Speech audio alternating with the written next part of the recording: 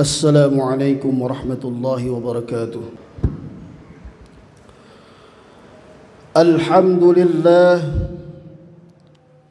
Alhamdulillahilladzi amarna bitarkil manahi wa fi'lit ta'at.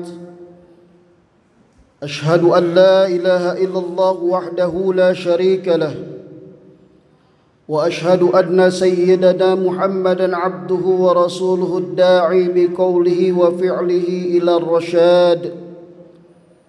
اللهم صل وسلم على سيدنا محمد وعلى آله وأصحابه الهادين للصواب وعلى التابعين لهم بإحسان إلى يوم المآب. أما بعد فيا أيها المسلمون اتقوا الله حق تقاته ولا تموتن إلا وأنتم مسلمون. فقد قال الله تعالى في كتابه الكريم: أعوذ بالله من الشيطان الرجيم. بسم الله الرحمن الرحيم.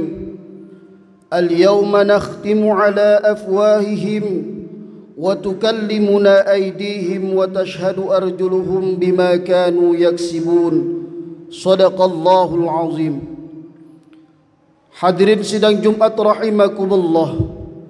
Pertama, marilah sama-sama kita sampaikan puji syukur kehadirat Allah Subhanahu wa taala yang telah banyak memberikan nikmat dan karunia kepada kita semuanya, sehingga dengan nikmat dan karunia itu kita masih diberikan kesempatan oleh Allah Subhanahu wa taala untuk menjalankan ibadah dengan sebaik-baiknya dan setenang-tenangnya.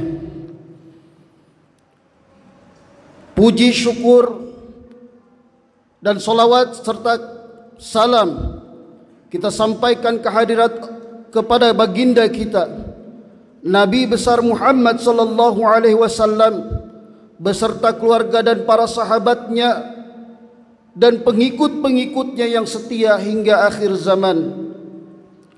Selanjutnya, khatib berwasiat kepada diri khatib pribadi yang dhaif ini dan juga kepada hadirin sekalian, marilah sama-sama kita tingkatkan iman dan takwa kita kepada Allah Subhanahu wa taala dengan cara menjalankan segala perintahnya dan menjauhi larangan-larangannya.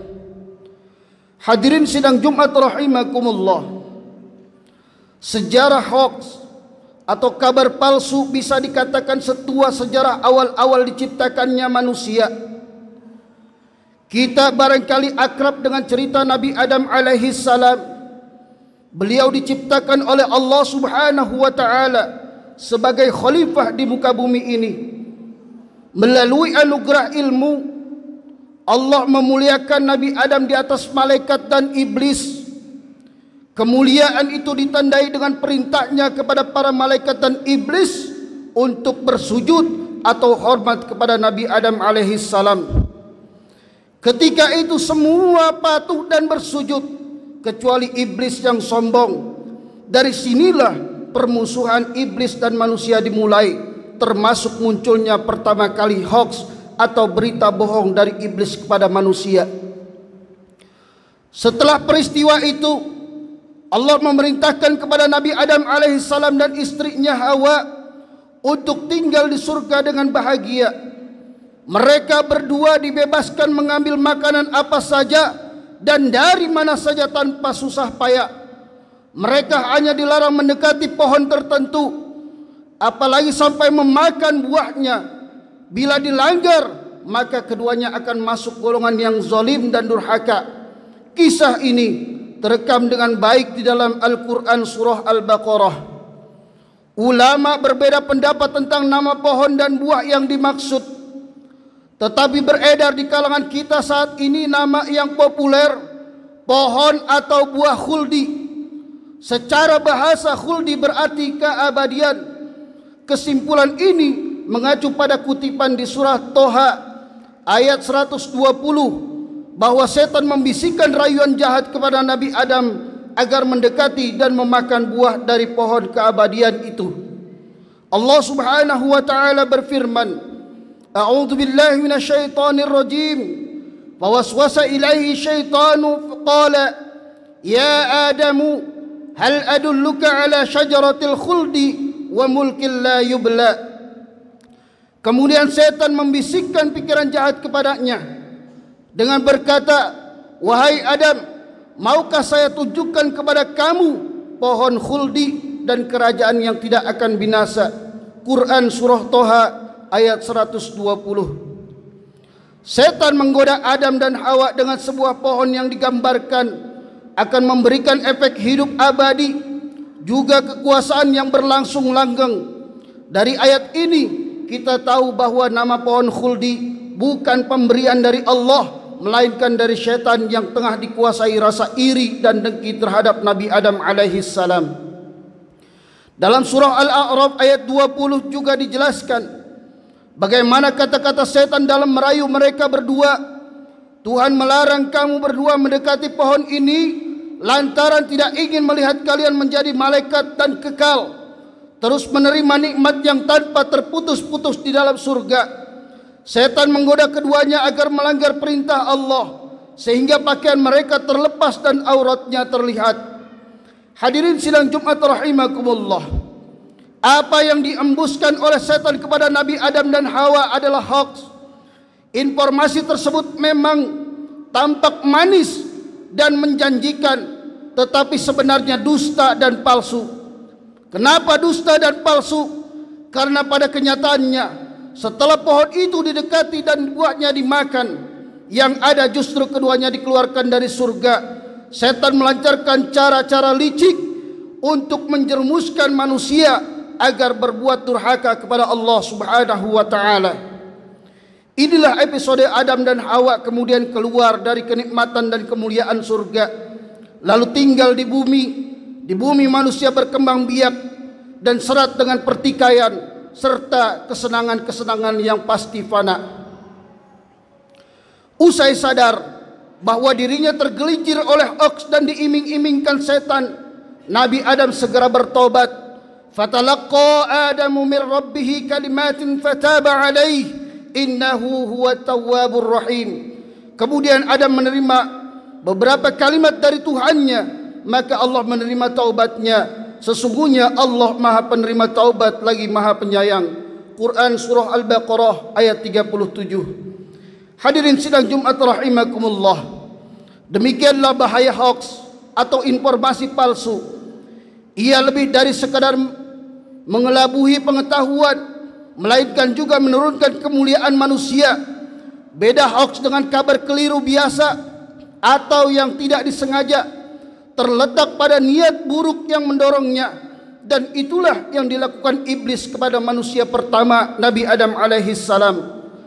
Iblis memang telah dikutuk karena membangkang dari perintah Allah untuk bersujud atau hormat kepada Nabi Adam alaihi salam. Namun sebagaimana diungkapkan dalam surah Al-A'raf ayat 14 sampai dengan 17, iblis telah meminta kesempatan Allah untuk diberi umur yang panjang sampai hari kebangkitan, dan Allah mengabulkan permintaannya. Selanjutnya iblis bersumpah akan menyesatkan keturunan Nabi Adam. Ia bertekad akan memalingkan manusia dari jalan kebenaran dengan menggunakan segala macam cara. Tidak aneh bila perbuatan kotor iblis seperti menyebar hoax, memfitnah masih kita temui hingga sekarang, bahkan mungkin sampai hari kiamat yang akan datang. Ini adalah buah kerja keras iblis dalam menggoda manusia agar menempuh jalan yang sesat. Hadirin sidang Jumat rahimakumullah, di era media sosial yang sangat bebas ini, peluang untuk berbuat salah pun semakin luas. Kebebasan yang tidak terkendali bisa jadi tidak membawa berkah, malah menjadi musibah bagi pemiliknya. Oleh karena itu, mari sama-sama kita jaga hati kita, kita jaga pikiran kita jaga lisan kita, dan kita jaga tangan kita agar selamat dari langkah-langkah syaitan. Dalam Islam kita diajarkan bahwa tiap gerak kita tidak luput dari pengawasan Allah Subhanahu wa taala, dan karena itu tidak akan luput dari pertanggungjawaban di akhirat kelak. Hadirin sidang Jumat rahimakumullah, inilah khutbah yang dapat khatib sampaikan pada kesempatan siang kali ini. Mudah-mudahan sekali lagi kita berdoa dan berharap kepada Allah Subhanahu wa taala agar kita dijauhkan dari kebiasaan menyebar berita-berita bohong atau hoax dan memfitnah kepada sesama kita, dan mudah-mudahan kita semuanya diberikan istiqomah agar senantiasa terus dapat melaksanakan ibadah dan berbuat baik dengan sebaik-baiknya. A'udzubillahi minasyaitonir rajim. Bismillahirrahmanirrahim. Wal 'ashri innal insana lafi khusrin illa alladhina amanu wa 'amilus solihati wa tawasaw bil haqq wa tawasaw bis sabr. Shadaqallahul azim. Barakallahu li wa lakum fil Qur'anil azim wa nafa'ani wa iyyakum bima fihi minal ayati wa dzikril hakim. وتقبل مني ومنكم تلاوته إنه هو السميع العليم. أقول قولي هذا فاستغفر الله العظيم لي ولكم ولسائر المسلمين والمسلمات والمؤمنين والمؤمنات فاستغفروه إنه هو الغفور الرحيم. اللهم صل على سيدنا محمد وعلى آل سيدنا محمد.